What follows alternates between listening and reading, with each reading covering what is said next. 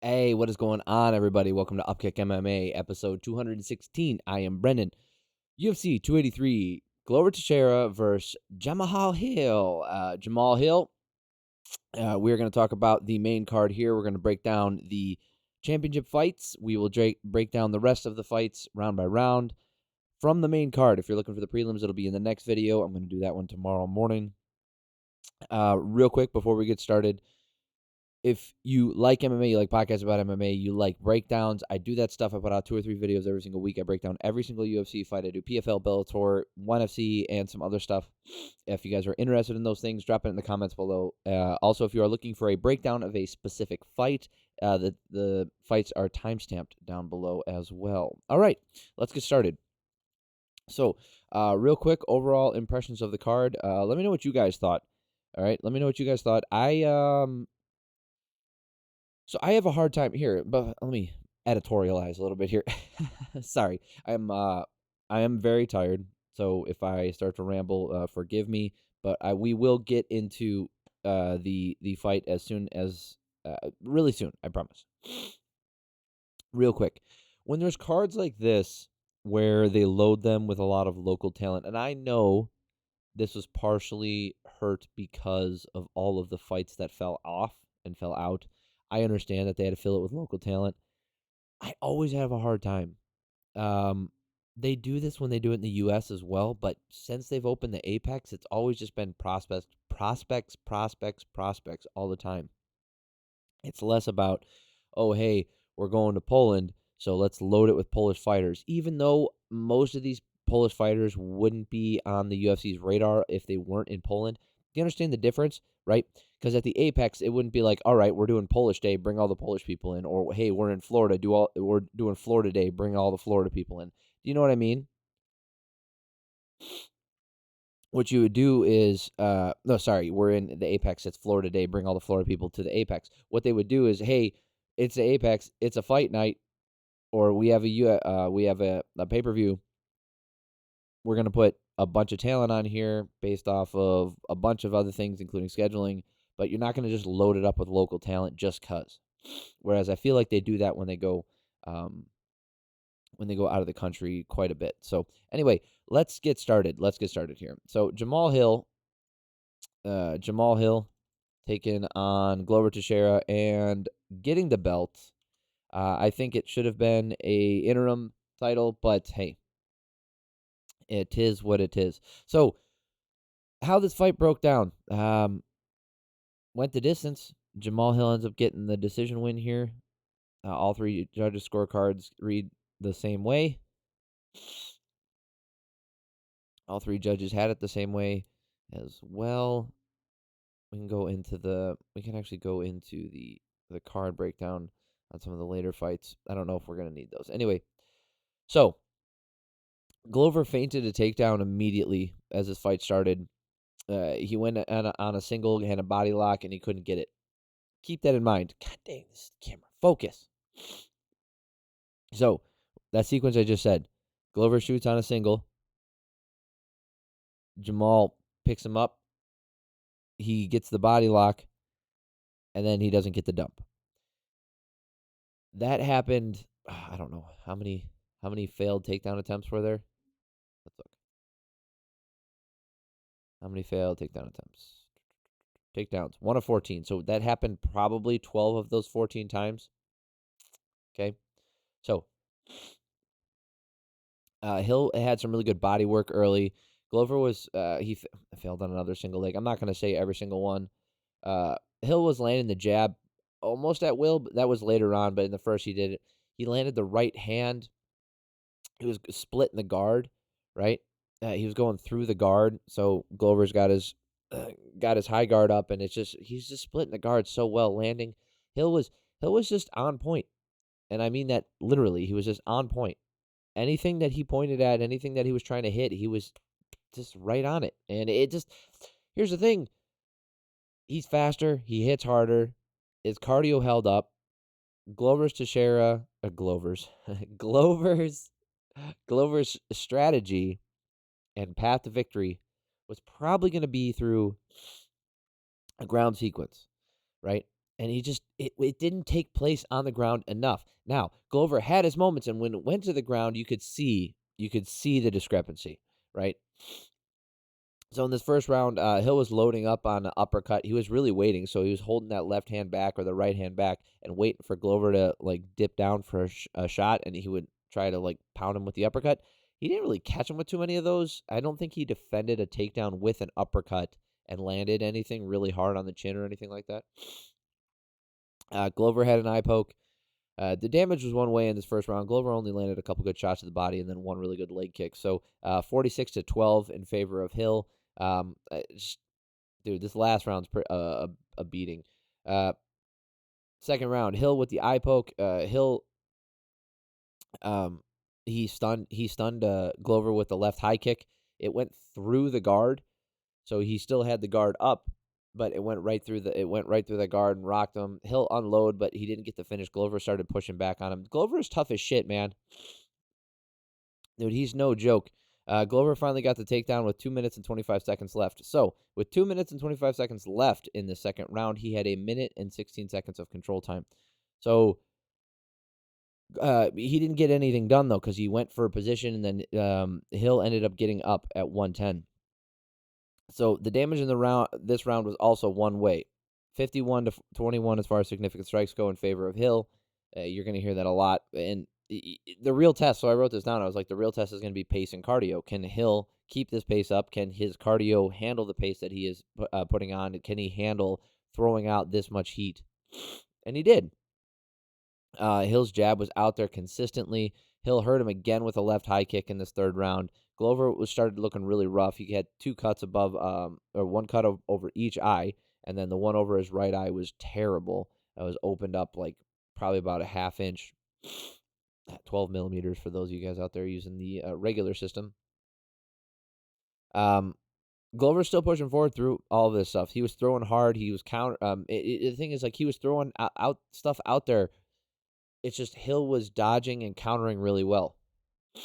Hill started to look tired in this round, but Glover didn't look fresh either. You could give a 10-8 for this third round. I didn't, but hey, fourth round, what? It doesn't have the 5th round in here. Pardon? There it is. Okay, so this I had it another 10-7 round, or sorry, 10-9 round, and then this 4th round, Glover was bleeding like crazy. Hill tried to unload. Glover recovered, pushed forward again, landed some of his own, but Hill just started unloading everything. Glover was still in there. I had it 40-36. I had 40-36 in the. You could give that other one a 10-8 too, but I had this one 40-36, and then I did give it 50-45, but you can have it. You could take away some more points for that. That's fine. Giving more 10-8s in favor of Hill.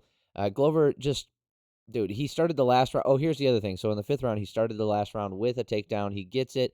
He just doesn't do anything with it again. So he had 1 minute and 44 seconds of control time, but during that time, he was working, he was advancing, he got into mount, and then got reversed and lost it. So, like I said, the disparity was clear when they got to the ground. When they went to the ground, Glover was able to do what he wanted, especially with that top pressure that he has. It's just he wasn't able to capitalize, and he also wasn't able to get there often enough, and that allowed Hill, whether I don't know if he can handle that kind of grappling cardio-wise for 5 rounds, but he didn't have to.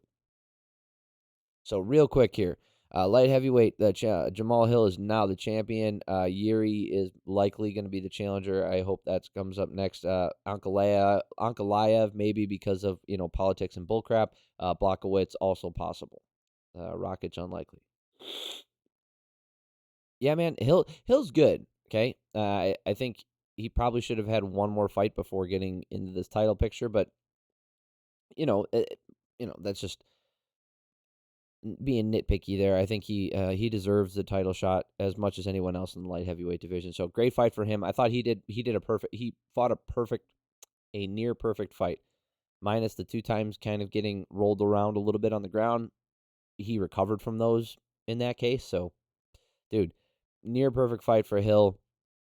Glover Teixeira's had a crazy freaking career. I think Hill's rise has been really fast, and that fight versus Johnny Walker, who also won tonight. He was losing that fight until he landed that right hand. I mean, it was a very short fight anyway. He beat up Santos. Santos just didn't look the same. The Ovin St. Preux is always just like a good test.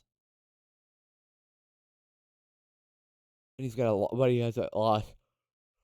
Paul Craig. Sorry, guys. I'm a little sleepy. All right. Let's cover the other title fight, shall we? Does it? Brandon Moreno taking on Deiveson Figueiredo for the first time in UFC history that we've had two guys compete against each other 4 times inside the octagon, right? This has happened before, just at least one of the fights has happened outside the octagon for any other case. I only know of one off the top of my head is Tito Ortiz versus Chuck Liddell. I know Chuck was up 2-1. And then they fought, or no, maybe they only fought 3 times. Maybe not. Maybe this is the first. I don't know how many people have fought 4 times, to be honest with you. Excluding tournaments, I don't count those. It's not the same thing. Like one-night tournaments where you're fighting a bunch of people. I guess kind of. Anyway, Brandon Moreno getting it done. Finally getting his belt back. I do have a little bit to say on the whole status of this division, but really from start to finish, this was Brandon Moreno's fight. So I can't imagine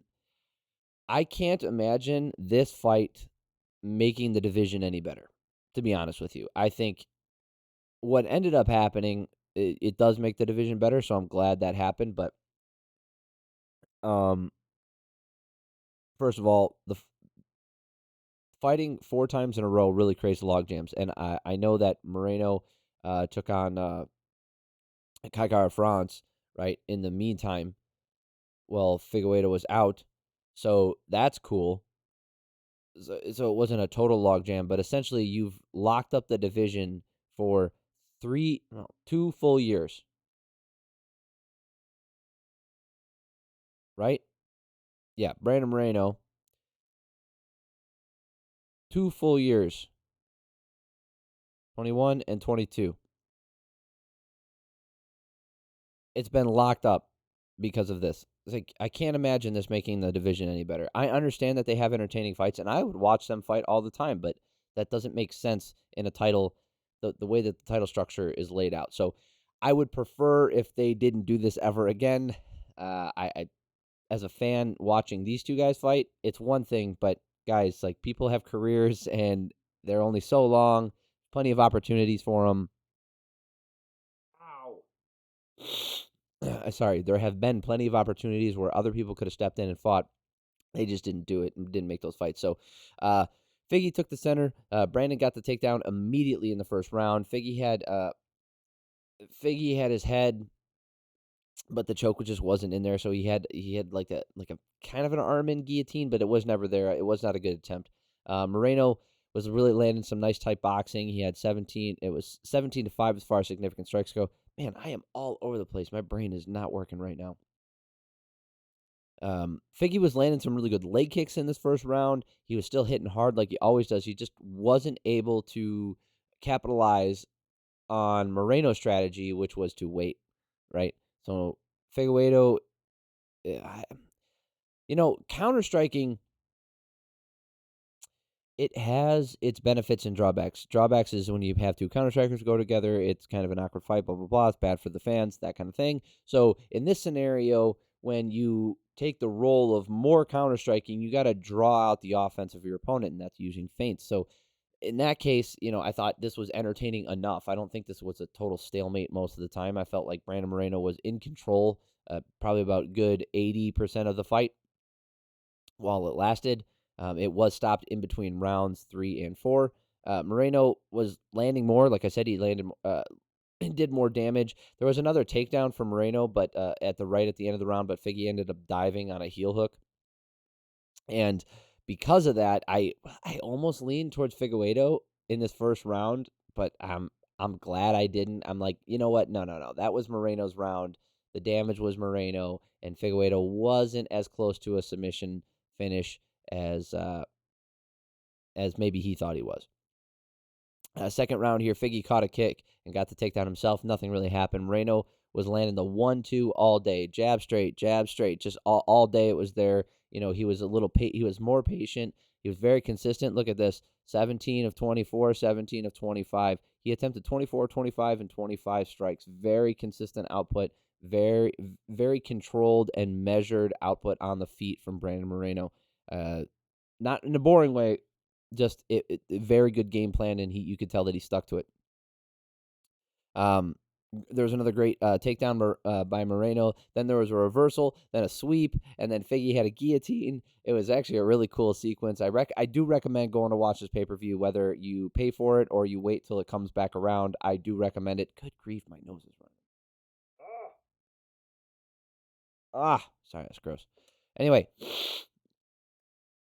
Moreno ended the round on top.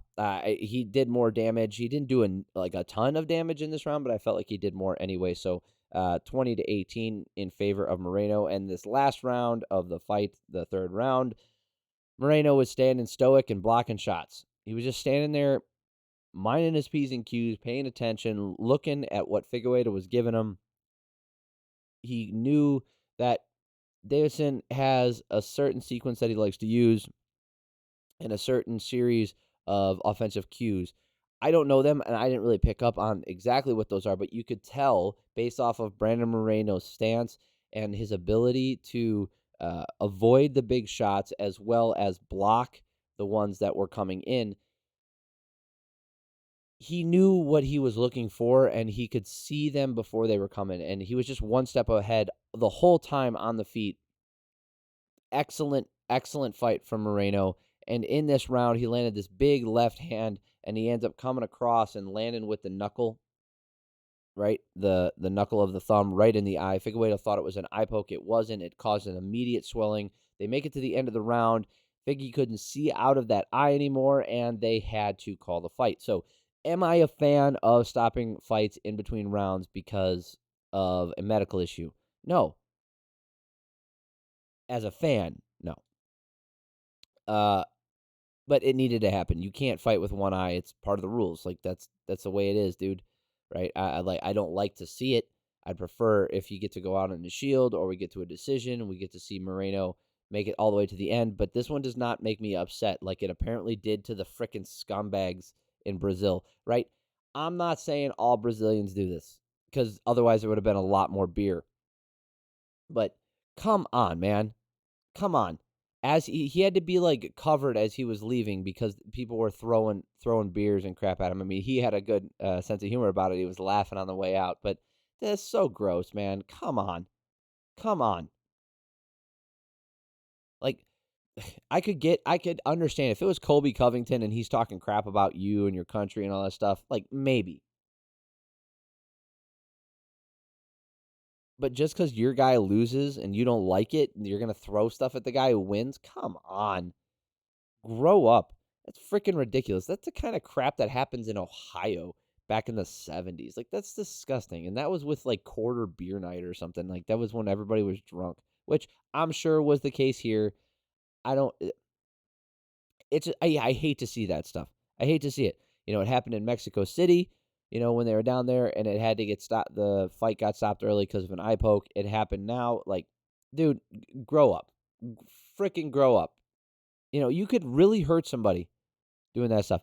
Not necessarily with the liquid, although that might not help. What if he slips on it from stuff that gets poured down there that shouldn't be? But if you're throwing crap at somebody, who knows what can happen? I mean, look what happened with the Connor situation, right? You can't do that stuff. You can't. But there's going to be no repercussions for any of these people. They get to just do whatever the hell they want. I don't know the rules in that country, like legally. I'm not Brazilian. Damn it, focus. So I don't know what the rules are. I don't know what legally, if that's okay. I have no idea. I'm not going to make any assumptions either. But it's just freaking gross to see that stuff. But what I was saying is I wasn't upset about this because even if I was a huge Figueiredo fan, which I'm not, he's missed weight plenty of times. His attitude towards I've won, that stuff, it doesn't excite me. Plus, even after this, he says, "Oh, I'm done with the division. I'm moving up." So, what was your plan? Like you said, the weight cut's too hard. Like, what was your plan? Beat Moreno and then vacate the belt? That's real good for the division too. Like, come on, man. You could have just vacated the belt and gone up and been like, "Okay, I'm done with this," or taken your belt, essentially lose it and then go take a challenge for the title ahead in the next division. Ah.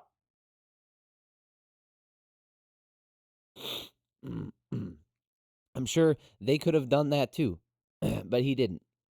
I understand that people already have matchups. It's not what I mean. It's just like I think there were better options for him than just saying, "Well, I'm going to go into this fight one last time and I'm going to leave the division regardless."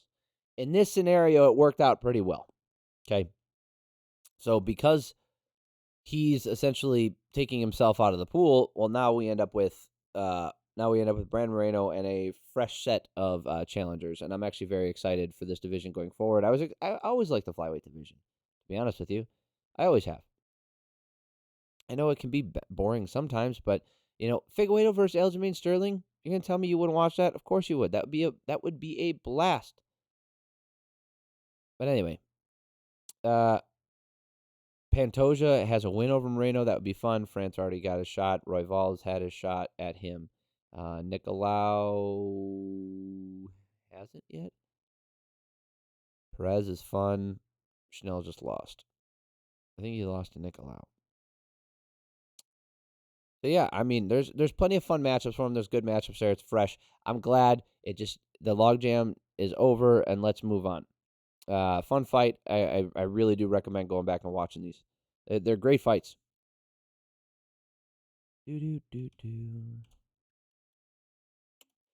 All right. Neil Magny versus Gilbert Burns. This one didn't last too long. Burns gets a win via rear naked choke. Nope. No, he didn't. He got it via armbar or arm triangle. Yep, right there. Works for an arm triangle. Anyway, good grief. But real quick. So it wasn't Laura Senko. Megan O'Leary was saying that Neil Magny believed that the risk was worth the reward, or the reward was greater than the risk for this fight. I disagree with that. I'll explain why. Look where Neil Magny was. Okay, 12. Look at all these people in front of him. Masvidal, he's already fought Rock. Luke, he's fought. Brady would be good. Jeff Neal, he's already fought Jeff Neal. Stephen Thompson would be a fun fight. But there's all these people. Plus, he could also fight some other people coming up. But all right, let's look for a fight up here. He takes on Gilbert Burns, number 5. Horrible stylistic matchup. Now, what is the reward if he gets the win, which he didn't? Obviously, there wasn't much to be said here. Magny started with some really low kicks. Burns got the body lock, slammed him down, and then he worked for a mount and got the triangle. All right, Gilbert Burns is a beast. It is what it is. Let's move on. There's not a lot to break down in the fight, so I just want to talk about this real quick. So if you look here, right, you've obviously got Leon Edwards taking on Kamaru Usman, right? So they still have to have their rematch. Colby Covington sitting waiting in the wings for who knows what. Khamzat Chimaev, they've been pushing real hard to go for a title. Okay, so that's probably going to happen. Bilal Muhammad is on a 5 or 6 fight win streak or something like that too, minus the no contest of Leon Edwards, and people would probably want to see that rematch. Cool. And then you got Gilbert Burns down here. So you beat Gilbert Burns. What's the best case scenario for you? You're not getting a title shot. You're going to fight Colby. He ain't fighting you. You're going to fight Chimaev? Okay, maybe, but unlikely because they're pushing him to either fight Colby or for a title, something like that. Maybe Bilal. Okay, you're going to fight Bilal. I'm going to tell you right now, beating him isn't going to increase your stock much more.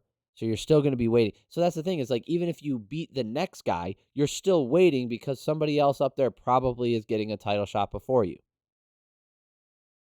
Okay? And then what if Kamaru Usman gets dipped back down here So now you have to fight Kamaru Usman that next, right? Or Leon Edwards if he gets dipped back down here. Now you got to fight Leon Edwards. Dude, the reward here was not worth it. The juice was not worth the squeeze. I think he could have taken on Jorge Masvidal ain't fighting anybody. That's the problem. You know, I maybe he was in like this is the best case scenario for him type of deal, and I'll buy it. But I don't think that the risk was worth the reward. Not even close. Or the reward was worth the risk on that. Not even close. All right, let's get to a sad state of affairs, shall we? Jessica Andrade just beating the piss out of Lauren Murphy. This wasn't even a fight. This wasn't a fight. Look at the striking numbers. 61 to 22, 75 to 29, 95 to 49, right? Leg kicks for Andrade early. Murphy was taking a ton of damage. The hooks and the kicks were finding a home almost at will from Andrade. Andrade with the Wanderlei Silva rushing hooks as usual, which is fine. It works for her. She's strong. She's fast. She hits hard. One-way traffic. Andrade landed way more at will against Murphy. She just had no good defense and wasn't putting out enough offense on her, or she wasn't landing enough offense herself. 10-9. That one wasn't, I don't know. I didn't quite have a 10-8 for that one, but the next two rounds, either one of them you get a 10-8 for. I'm okay. Yep. Two people did that. Wow, I do not know those people. Must be local judges. In the second round, I wrote down a note. I said, okay, I wish I had something smart to say here, but really it's just an inferior striker getting her face pummeled in. I don't like watching this. That was the next line I wrote.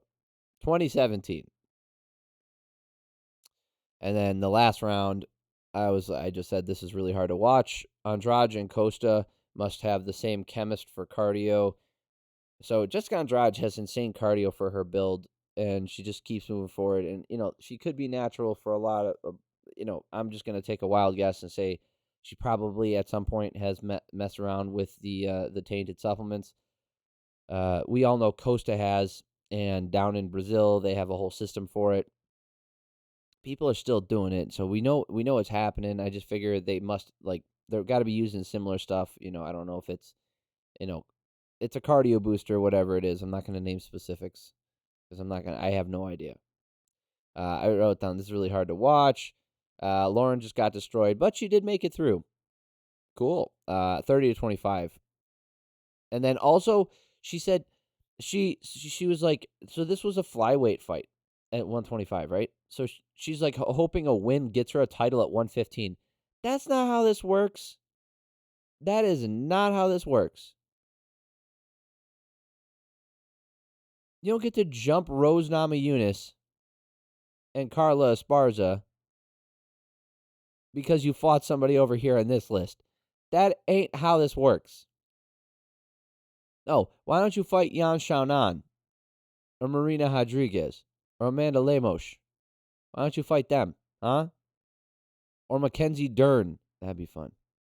I'd love to see her fight Mackenzie Dern. They'll probably never make that fight, though. Too Beauty and the Beast for them. They're trying to groom one of them, keep them around, take pretty pictures, regardless if they get a title or not. And the other one's just an all-out destroyer. Likes to ruin beautiful things. Paul Craig versus Johnny Walker. Good job, Johnny Walker. You did it, man. Gets the TKO finish here. Do they call it a KO? Punches to the head in clinch. That is not what happened. There's a hard low kick from Walker early. Lots of pawing and feeling kicks. So it did go on for quite a bit. And then what happens is Walker throws out a kick.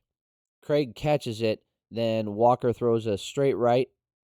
Then a left and some pawing stuff, and then another straight right on the chin, and Craig goes down, and then he's holding onto a leg while he's beating on him like he's trying to whack a dog with a newspaper and get him off his leg type of deal. All right, Oh, good grief. That is it. That's the main card. If you're looking for the prelims, that's going to be in the next video. Thank you guys so much for stopping by. It means a lot to me. It is super late, and I want to go to bed. Real quick, if you like this stuff, if you did make it this far, subscribe. I hope you liked it enough for you to subscribe. And if you didn't like it, subscribe so you can hate watch these some more often. But that way you'll know when the next video comes out. I post, like I said, 2 or 3 videos every single week, going over fight by fight, round by round, breakdowns in Bellator, UFC, all that stuff. All right.